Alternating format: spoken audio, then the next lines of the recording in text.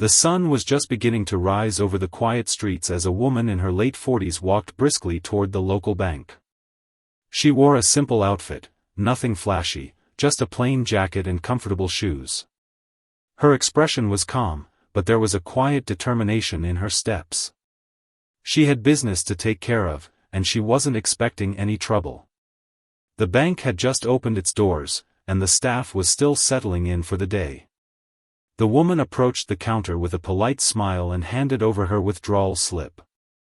The teller, a young man in a crisp shirt, glanced at the amount and hesitated. It wasn't an absurdly large sum, but it was enough to make him pause.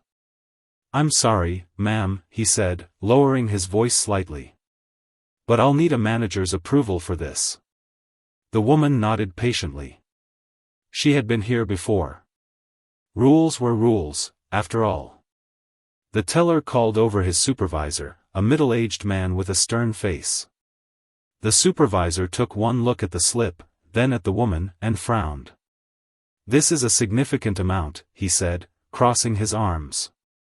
"May I ask what it's for?" The woman kept her tone even. "That's my business. The money is in my account, and I'd like to withdraw it." The manager's frown deepened. He didn't recognize her. Not that he knew every customer, but something about her confidence unsettled him. "I'm afraid we'll need some additional verification. For security reasons." A few people in line behind her began to murmur. The woman didn't react, but her eyes hardened just a fraction. "What kind of verification?" The manager straightened his tie. "Identification, proof of address, maybe even a call to our head office. These procedures exist to protect our customers." The woman exhaled slowly, then reached into her bag. Instead of pulling out an ID, she took out her phone. Without another word, she dialed a number and put it on speaker. A voice answered immediately. "Yes, ma'am." The woman's tone was calm but firm. "I'm at the downtown branch. They're refusing my withdrawal." There was a brief silence on the other end before the voice responded, sharper now. "Put the manager on the phone. Now." The manager's face went pale as he recognized the voice. It was the CEO of the bank. His mouth opened, but no words came out. The woman didn't smile. She simply held the phone toward him and said, "He'd like to speak with you." The manager's hands trembled slightly as he took the phone. His voice, usually so confident, now sounded unsure. "Why yes, sir." The CEO's tone was icy. "Do you know who you're speaking to right now?" The manager swallowed hard.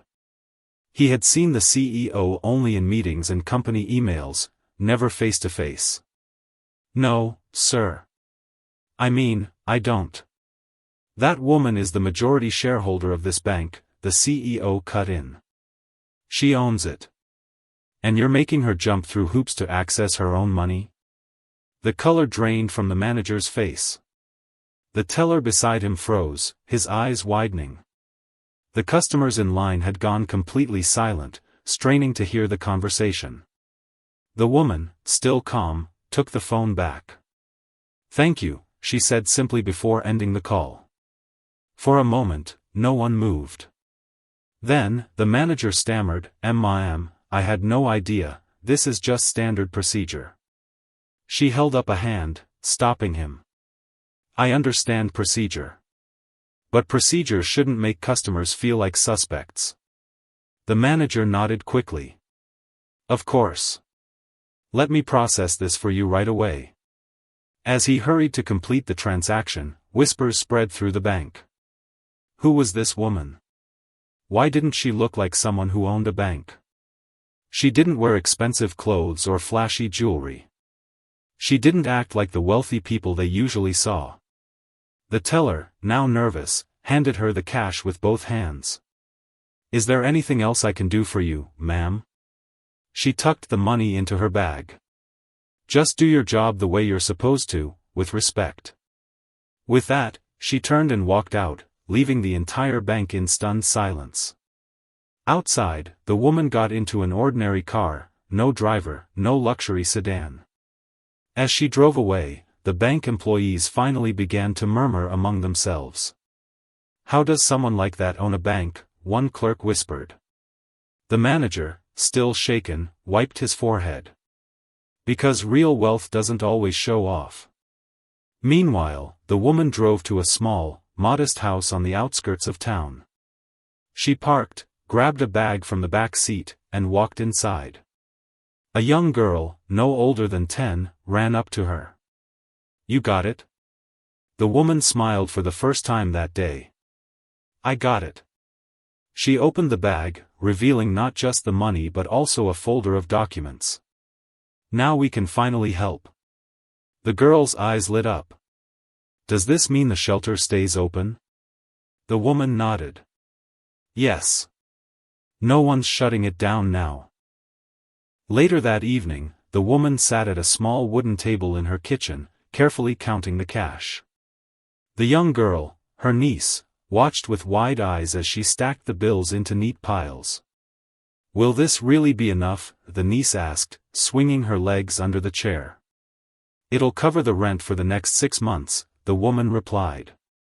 "That buys us time to find more donors." A knock at the door made them both look up. The woman tucked the money into a drawer before answering. Standing on the porch was an elderly man in a worn-out coat, his face lined with years of hardship. "I heard what you did today," he said, his voice rough but warm. "The whole neighborhood's talking." The woman sighed. "News travels fast." The old man chuckled. "When the richest person in town walks into a bank looking like a regular customer and humbles the manager? Oh, it travels." He hesitated, then added, "But that's not why I'm here. The shelter, we've got a problem." Her shoulders tensed. "What kind of problem?" "The landlord called. Even if we pay the back rent, he's selling the building. Some big company wants to turn it into offices." The niece gasped. "But where will everyone go?" The woman's jaw tightened. She had known this fight wasn't over, she just didn't expect another hurdle so soon. "When did he tell you this?" "An hour ago," the old man said. "He gave us 30 days. Silence filled the small kitchen. The shelter wasn't just a building, it was home to dozens of people with nowhere else to go. Families. Elderly folks. Kids who'd already been passed around too much. The woman turned back to the table, reopening the drawer. "Then we'll buy it." The old man's eyebrows shot up. "The whole building? If that's what it takes." She pulled out her phone and dialed a number. "I need a property assessed by tomorrow." "Yes, the one on Elm Street." "And cancel my meetings, this is priority." As she hung up, her niece tugged her sleeve. "Auntie, if you buy the building, won't people find out who you really are?" The woman knelt to meet her eyes. "Some secrets are worth keeping. But some fights are worth losing them for." The next morning, the woman arrived at the shelter just as dawn was breaking. A few early risers sat on the front steps, sipping steaming cups of coffee. Their tired eyes lit up when they saw her. "You're really doing it?" asked a young mother clutching a toddler to her hip. "Buying this place?" Word had clearly spread. The woman gave a small nod as she unlocked the front door. "We'll know more today." Inside, the shelter buzzed with quiet activity, volunteers sorting donated clothes, a retired cook flipping pancakes in the kitchen, children doing homework at long tables. The woman moved through the familiar chaos with purpose, her sharp eyes noting a leaking pipe, a flickering light. This building needed far more than just new ownership, it needed care. The old man from the night before met her near the boiler room. "The landlord's here," he muttered. "Brought some suit with him." She straightened. "Good. Saves me the trouble of tracking him down." In the lobby stood the landlord, a heavy-set man with a too-tight tie, and a polished executive holding a leather binder. The executive's nose wrinkled slightly at the scent of bleach and breakfast. The landlord forced a smile. "Ah, our mystery buyer. I didn't realize you were connected to this place." The woman ignored his outstretched hand. "What's your asking price?" The executive cleared his throat. "Actually, my client has a superior offer from—" "Name your number," the woman interrupted. An uneasy silence fell. The executive exchanged glances with the landlord before naming a figure twice the building's market value. Gasps came from the small crowd that had gathered, volunteers peering from doorways, residents peeking over stair rails. The woman didn't blink. "Done."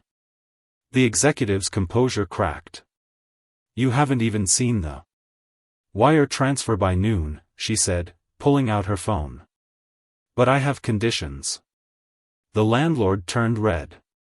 "Now wait a 1, she continued, voice cutting through his protest, "current residents stay at current rates. 2, you fund immediate repairs." She locked eyes with the executive. 3, your client walks away today. No counters. No delays. The lobby held its breath. The executive's phone buzzed, a notification that made his face go pale. He showed the screen to the landlord, whose bluster deflated like a punctured balloon. The woman's phone had already been busy. The executive stared at his phone screen, mouth slightly open. The landlord snatched the device, his beady eyes scanning whatever message had shaken his associate. His face twisted in disbelief. "You," he sputtered, shoving the phone back. "This isn't over." Without another word, the two men stormed out, nearly tripping over a child's abandoned backpack in their haste. The moment the door slammed, the shelter erupted, cheers, applause, someone letting out a long-held sob of relief. The old man clapped the woman on the shoulder, his eyes suspiciously bright. "Never seen old Thompson run off like a scalded cat." "What did you do?" She slipped her phone back into her pocket. "Reminded them who holds their debt." Before anyone could ask more questions, she headed for the basement stairs. The shelter's boiler room doubled as her makeshift office, a cramped space with a dented filing cabinet and a single flickering fluorescent light. She needed to make calls, arrange transfers, bury this purchase deep enough that it wouldn't draw attention. But when she opened the door, a teenage volunteer was already inside, holding a yellowed newspaper clipping. The girl froze like a deer in headlights. I was looking for extra blankets," the teen stammered, hastily shoving the clipping behind her back. The woman recognized it instantly, the frayed edges, the bold headline from 15 years ago, "Local heiress disappears amid family tragedy." Beneath the text was a grainy photo of a much younger woman in a black dress, her face half turned away from the camera. For 3 heartbeats, neither moved. Then the woman extended her hand. The teen reluctantly surrendered the clipping. "Is this, you?" Outside, pipes rattled as someone ran water upstairs. A child's laughter filtered through the ceiling. The woman studied her own ghost, the society page's version of herself she'd worked so hard to erase. "It was," she said finally. "A lifetime ago." The volunteer swallowed hard. "Your family," the papers said. "A fire." "Yes." She folded the clipping precisely in half. "And what else do the papers say?" The girl hesitated. "That you inherited everything. That you vanished the same night. That." She trailed off, suddenly realizing how dangerous knowledge could be. The woman struck a match, letting the flame lick close to the paper. Some stories should stay buried. But as the fire caught, the basement door creaked open. The old man stood silhouetted in the doorway, his expression unreadable. He'd heard everything. The match burned low between the woman's fingers. The old man didn't move from the doorway, his face shadowed in the dim basement light. The volunteer glanced between them, sensing the tension thickening the air.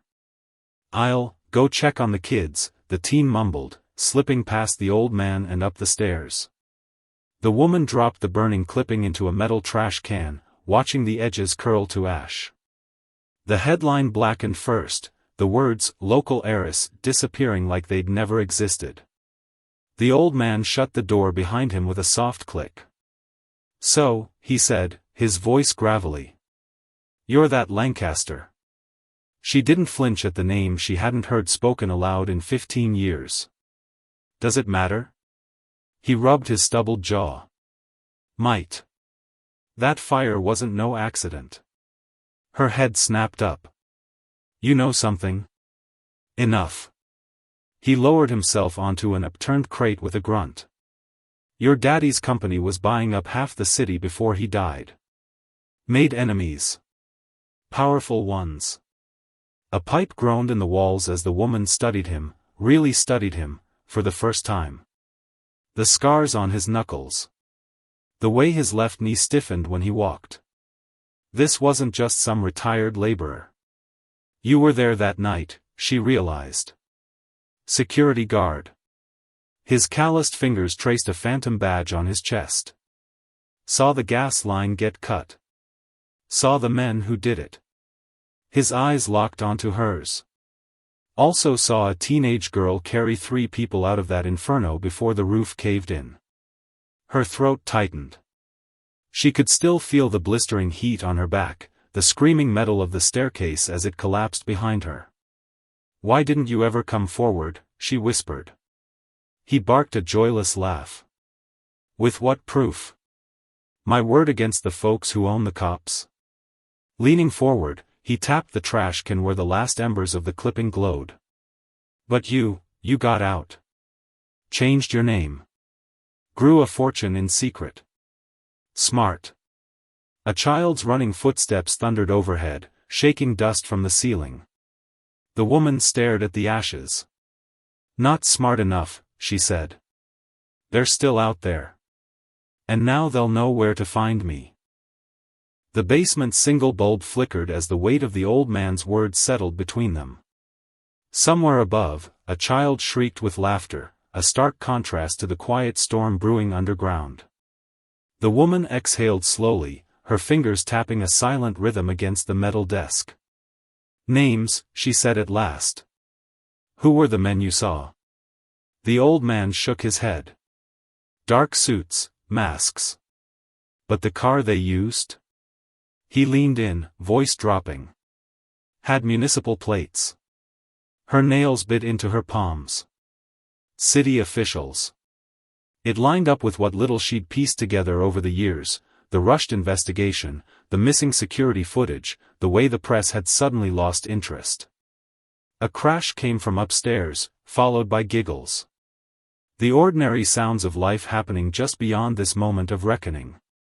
"You've been hiding a long time," the old man said.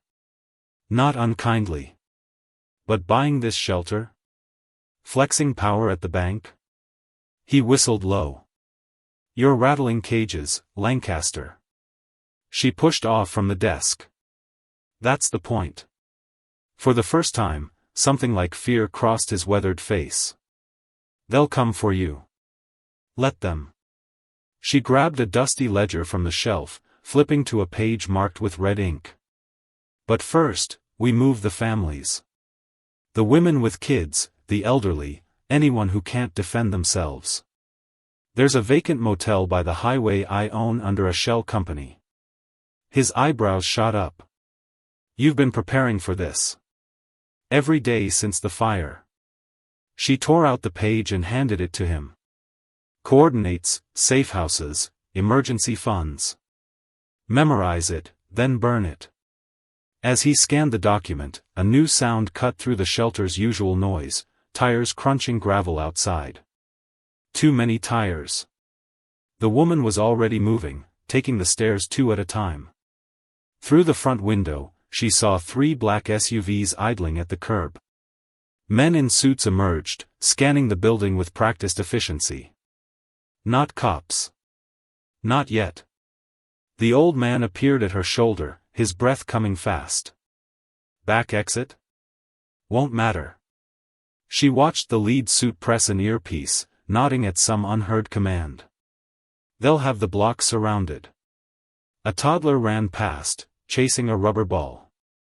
The woman caught the child mid-stride, handing her gently to a wide-eyed volunteer. "Get everyone to the cafeteria," she ordered. "Now." As the shelter erupted into controlled chaos, she reached into her boot, withdrawing a slim silver key hung on a chain. The old man's eyes widened as she pressed it into his hand. "Safety deposit box 1472 at the bank," she murmured. "Everything's there, evidence, accounts, the truth. If this goes bad." A thunderous knock shook the front door. "Open up. City inspection." She smoothed her shirt, every muscle coiled like a spring. "Time to see who remembers me." The shelter's front door shuddered under another pounding knock. The woman didn't flinch. She turned to the old man, her voice steady but urgent. "Take the back stairwell to the roof. There's a fire escape that leads to Ms. Chen's bakery next door, she'll hide you." The old man's grip tightened around the key. "I ain't leaving you to face them alone. You have to." She met his eyes. "That key isn't just evidence, it's leverage. If they get it, everything was for nothing." A child's whimper echoed from the cafeteria. The woman's expression hardened. "Go. Now." As the old man disappeared up the stairs, she turned toward the entrance, rolling her shoulders back. 15 years of running ended today. She opened the door just as the lead suit raised his fist to knock again. The man recovered quickly, flashing a badge too fast to read. "City inspection. We have reports of code violations." 3 more suits fanned out behind him, their eyes scanning the room like predators. The woman leaned casually against the doorframe, blocking their entry. "Inspection?" She smiled coolly. "Where's your clipboard? Your tool belt? Your..." She sniffed the air pointedly. "Disinfectant?" The lead man's jaw twitched. "Step aside, ma'am." A crash came from the kitchen, deliberate, she knew. The volunteers were following the emergency drill they'd practiced monthly. "See?" The woman gestured toward the noise. "We're clearly not up to code. Best come back next week." One of the suits reached inside his jacket. She didn't wait to see if it was a weapon or another fake badge. Her foot lashed out, catching the lead man square in the knee. As he crumpled with a shout, she yanked the door shut and threw the deadbolt, just as a gunshot splintered the wood. Chaos erupted.